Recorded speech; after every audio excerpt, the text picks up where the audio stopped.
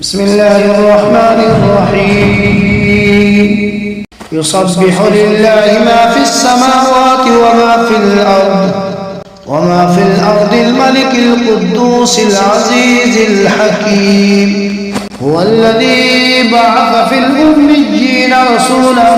منهم يتلو عليهم آياته ويزكيهم ويعلمهم الكتاب والحكمة وإن كانوا من قبل لفي ضلال مبين وآخرين منهم لما يلحقوا بهم وهو العزيز الحكيم ذلك فضل الله يؤتيه من يشاء والله ذو الفضل العظيم مثل الذين حملوا التوراة ثم لم يحملوها كمثل الحمار يحمل أسفارا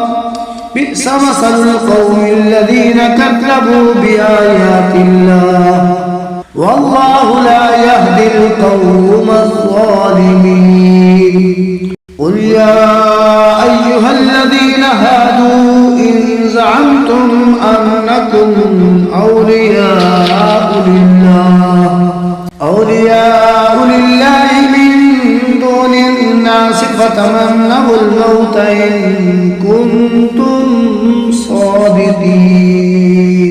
ولا يتمنونه أبدا بما قدمت أيديهم والله عليم بالظالمين قل إن الموت الذي تفرون منه فإنه ملاقيكم ثم تردون إلى عالم الغيب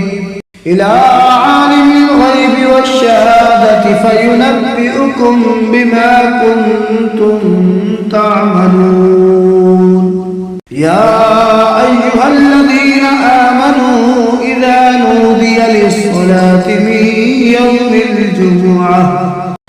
يوم الجمعة فاسعوا إلى ذكر الله وذروا البيع ذلكم خير لكم إن كنتم تعلمون فإذا قضيت الصلاة فانتشروا في الأرض وابتغوا من فضل الله واذكروا الله كثيرا لعلكم تفلحون وإذا رأوا تجارة أو لهوا انفضوا إليها وتركوك قائما قل ما عند الله خير من اللهو ومن التجارة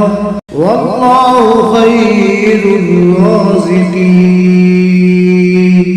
آمنت بالله صدق الله العظيم